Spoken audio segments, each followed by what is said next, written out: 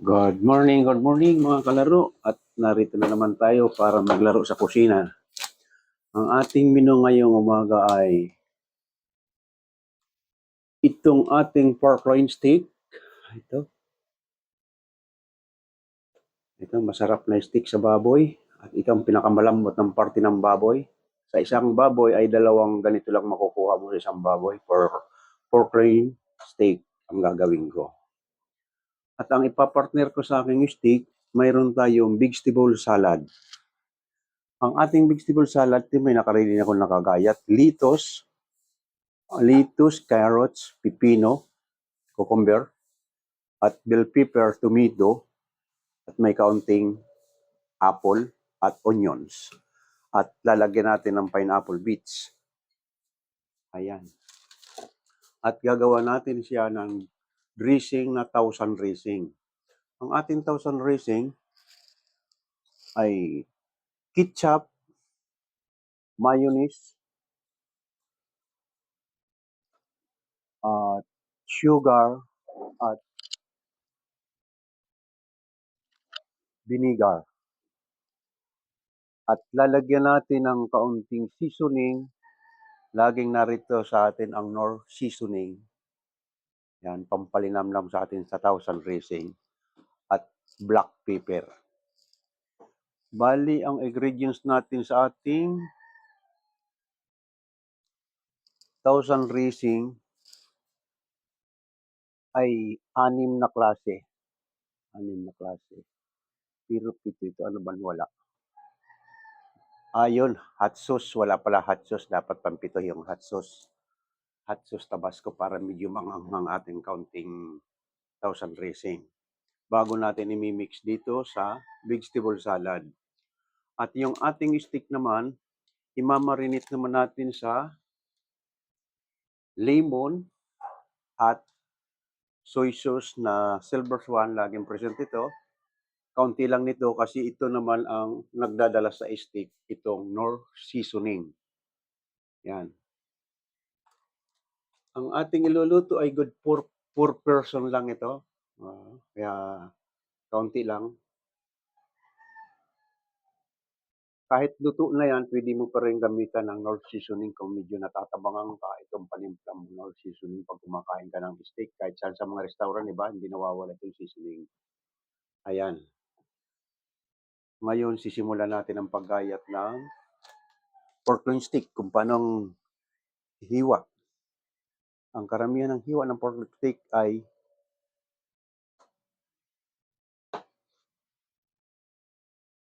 yan. Ito, nasa 1 person na yan, isang subo. 100 grams.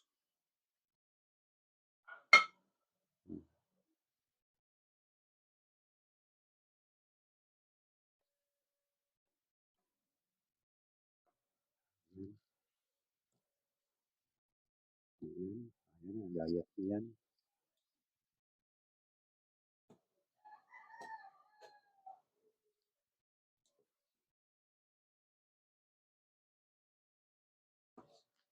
Ayan.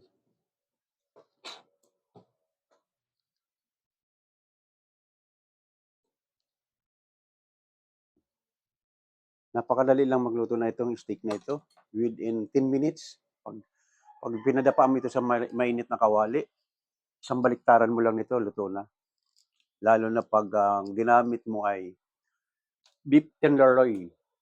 Beef tenderloin, masarap ni medyo half cook ang beef tenderloin. So, imimix natin dito yung ating pang-marinate.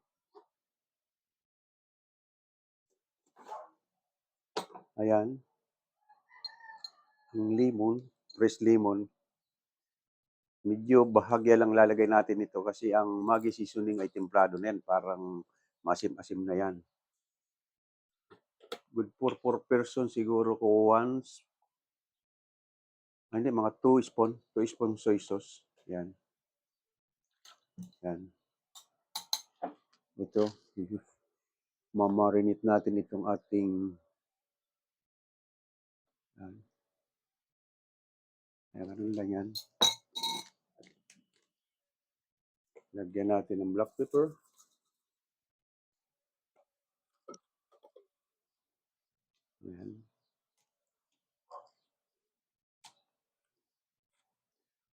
patakan natin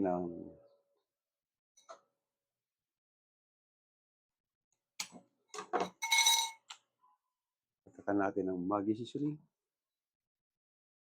Ayan. Konting patak lang. Ayan. At patakan natin. Laging hindi nawawala yung ating magic sarap. Konti lang. Kasi ito maalat na ito. Ayan.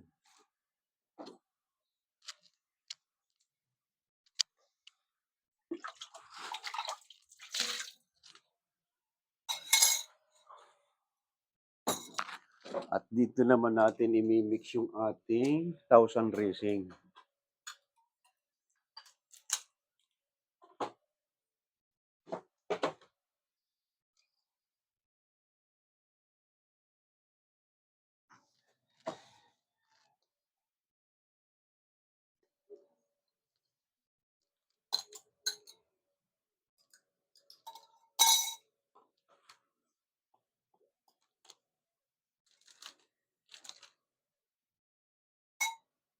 Malapot yung ating ketchup.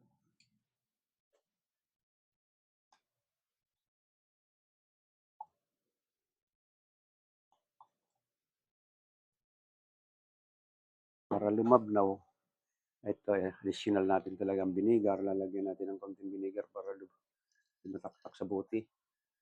Mga teaspoon lang na vinegar. Pangit na asim na ating Thousand Racing. Ayan, lumabnaw na. Ayan, nakukuha na natin. Ayan. Malapot kaninang ketchup.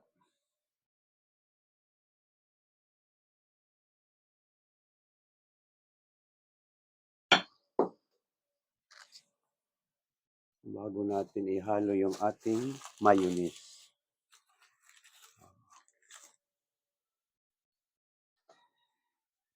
Pag ako naman gumagawa ng mga dressing, laging hindi nawawala sa akin itong Lady's Choice Mayonnaise.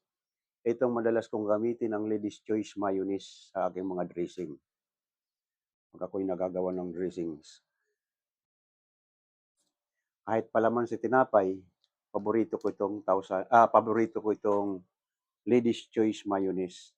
Kasi yung asim niya, eksakto lang. Hindi katulad ng ibang brand, parang matabang. Pero itong Lady's Choice Mayonnaise, okay sa akin ang panglasa ko rito.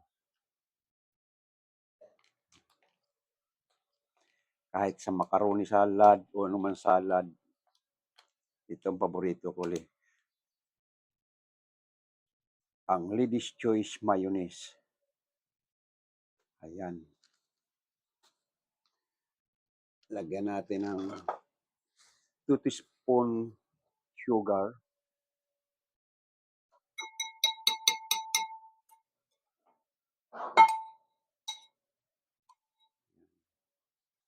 Sa 2 kutsarang asukal lang. Pangit na masyadong matamis. At black pepper.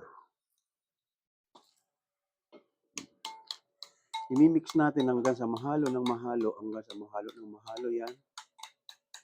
Yan.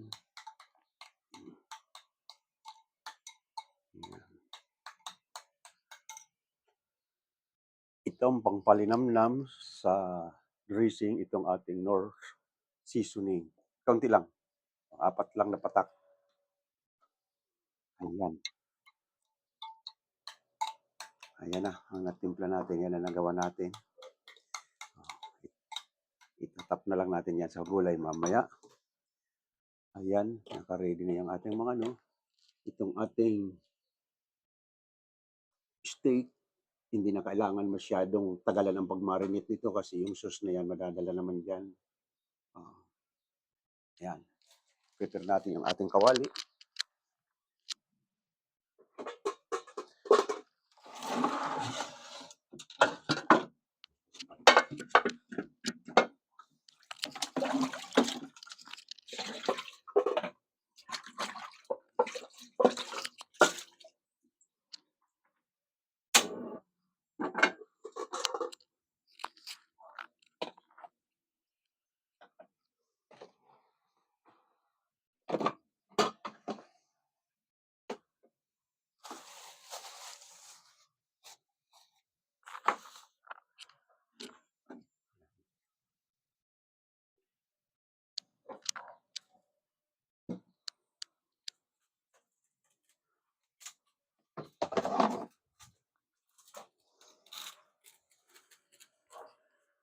Habang pinapainit natin yung kawali para sa pork loin steak, imimix natin na mabuti itong ating thousand racing. Kasi matagal mahal ito.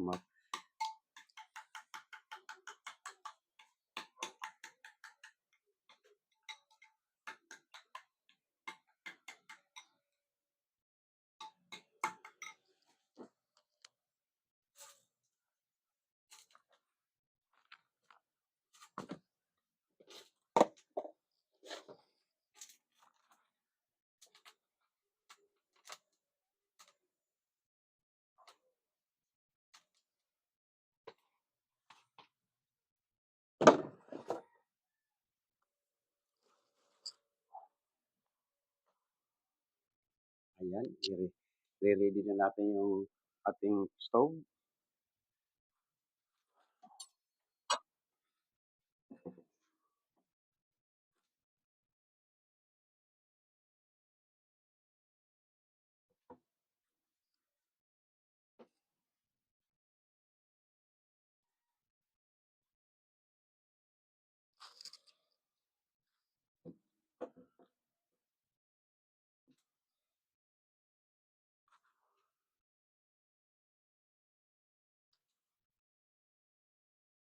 Ayan. Habang pinapainit natin yung ating frying pan, napakadali lang lutuin ng steak.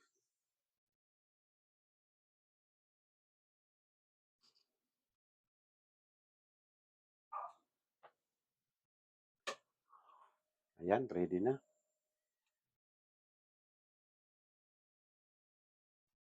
Pag mainit din natin yung kawali, lalagay na natin yung ating meat.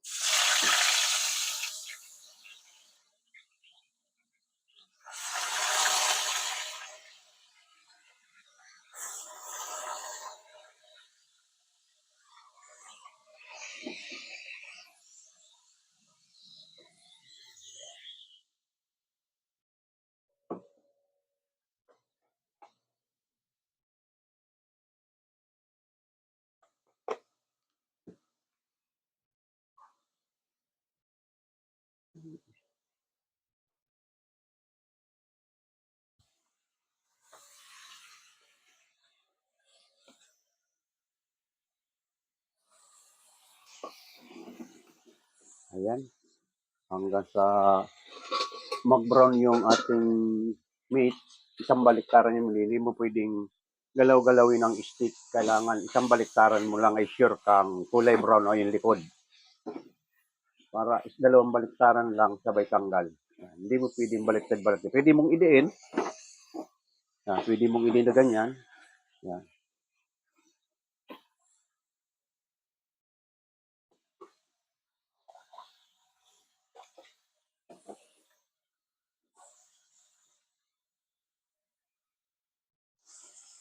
Ayan.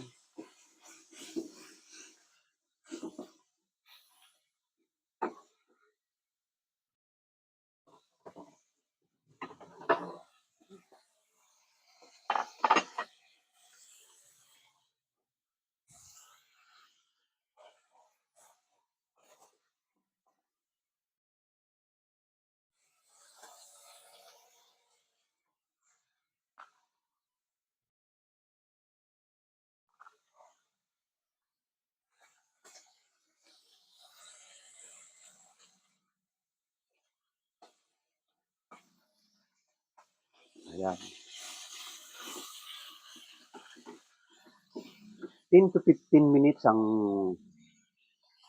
steak, luto na.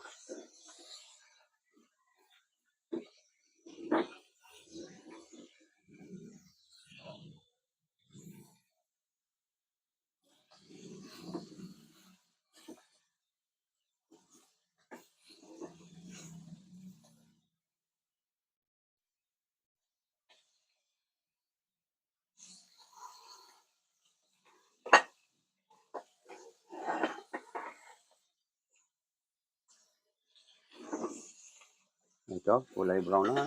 Ibabalik pa rin na natin. Ayan.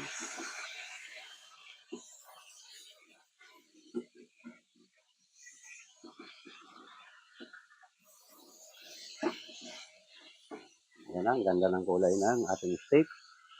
Ganyan na ganyan ang kulay.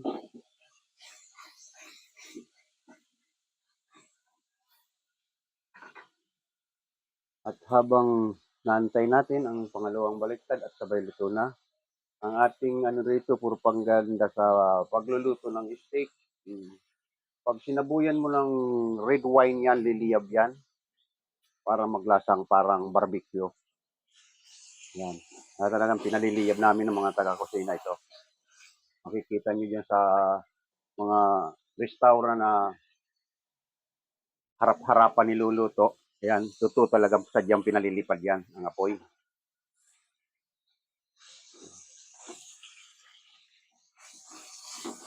Ito, mga 10 minutes. Tapos na ito.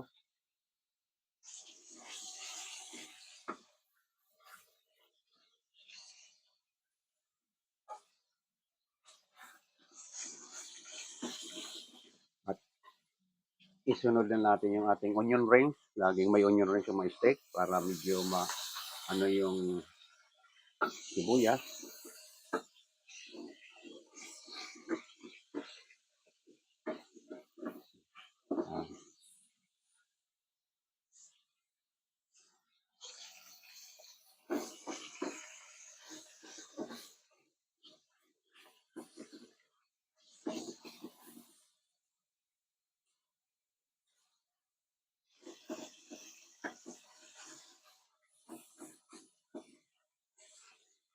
Yung ating pinagmarinitan, yun ang pinakasos niya. Pero ang steak, maraming pwedeng gawin kang sauce dyan. Pwede kang gumawa ng mushroom sauce, pineapple sauce, kung anong gusto mong flavor para sa sauce ng iyong steak.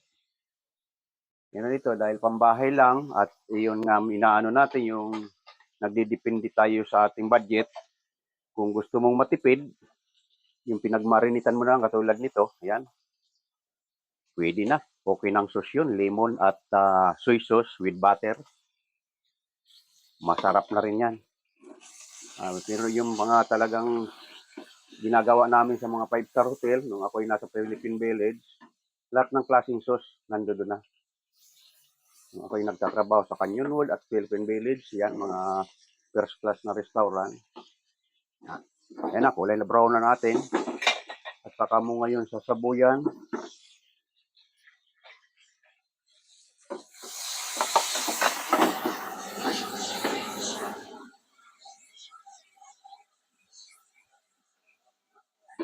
Ayan. Yan. Okay na yun. Within 10 seconds atang lumiliyab siya. Okay na yan. Ayan. Yun ang ating finished product.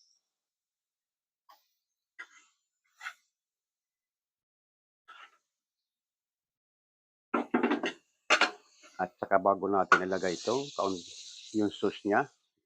Ayan. Yung lumiyab na yun, yung sauce niya pinagmarinitan, yun ang hinalo ko sa kanya. Ayan na.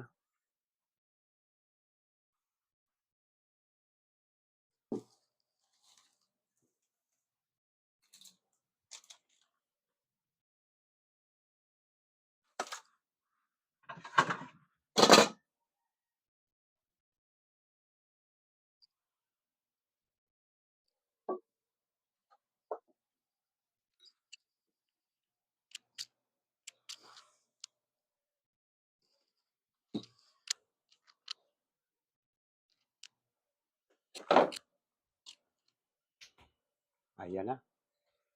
Titikman na natin ito yung ating niluto. Ayan. Yung mga mahilig sa salad, ito na nga pala.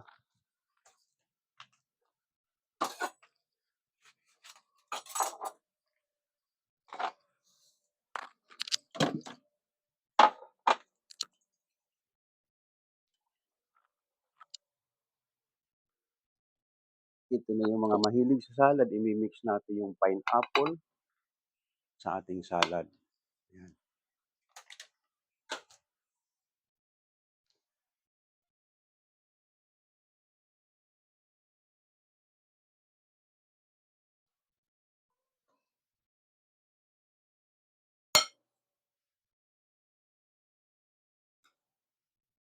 Ayan na.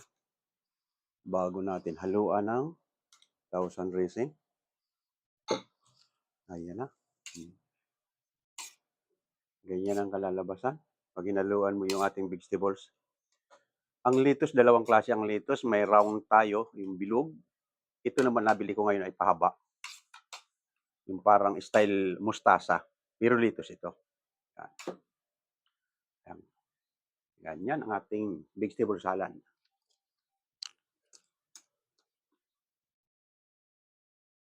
Swabing-swabe ang lasa. At sabayan na natin lang ito sa steak. Ayan. Swabing-swabe din ang lasa ng pork stick na i-partner sa vegetable salad. Yan. Yung mga diabetic, pwede na rin na hindi kakain ng kanin. Yan. Mayroon pa kong isang dahon dito na dinadagdag sa steak.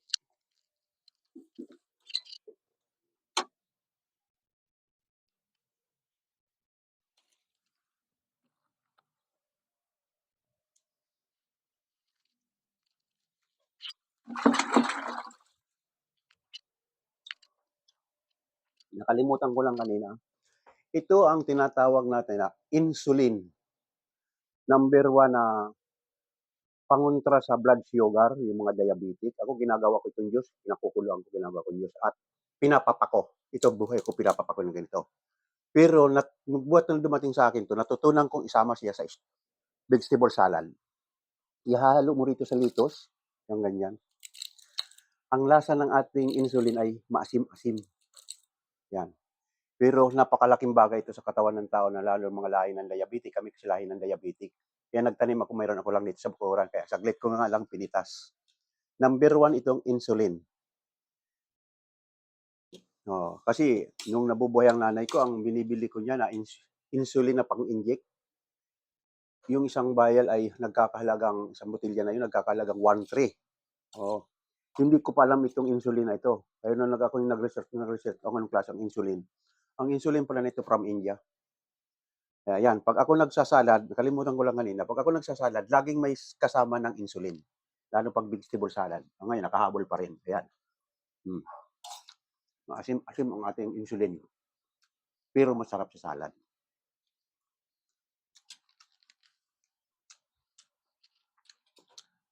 Swabing-swabe partner sa steak ang ating vegetable salad. Hindi na natin kailangan magkanin.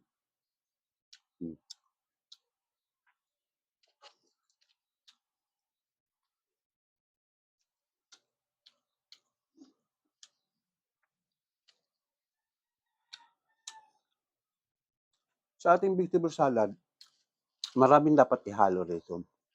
Itong mga bell pepper naman, may ano rin ito. May ano rin sa ating pangangatawan ito, kaya laging hindi na rin nawawala itong ating bell pepper sa mga salad. Ano mong klaseng panangkap.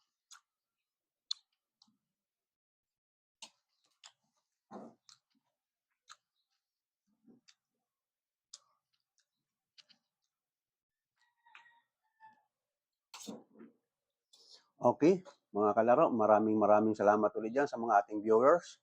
Lalong-lalo na sa mga kalaro na pagkatapos maglaro ay magluto. Yan ang tinuturo ko sa mga batang nagbibilyard. Hindi lang sa bilyard ako nagtuturo, pati sa ating pagluluto. Sundan nyo lang ang aking ginagawa. Yung isang taong walang alam sa pagluluto, magkakaroon ka ng kaalaman sa pagluto pag sinundan nyo ang aking tinuturo. Okay, maraming salamat ulit. Sa sunod naman na araw at na mapaalam na lang sa inyo mga viewers at ako'y tapos na. Maraming salamat ulit mga viewers. Goodbye.